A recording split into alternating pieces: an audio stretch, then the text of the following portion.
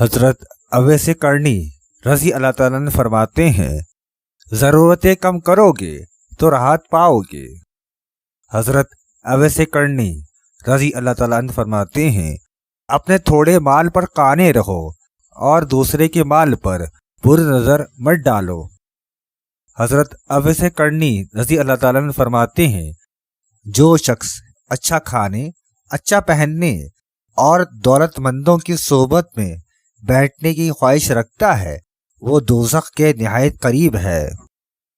حضرت اویس کرنی رضی اللہ تعالیٰ عنہ فرماتے ہیں، سچ بولو گے اور نیت و فعل میں بھی صدق رکھو گے تو جواں مرد کہلاؤ گے۔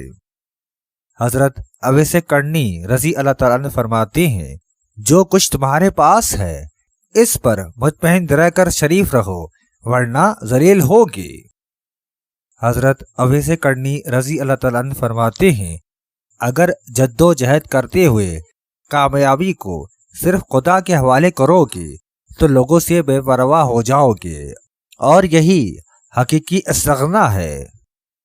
حضرت اویس کرنی رضی اللہ تعالیٰ عنہ فرماتے ہیں، سرداری سچائی میں، فقر فقیری میں، بزرگی قناعت میں، سر بلندی عجز میں اور نسبت پرہیزگاری میں ہے۔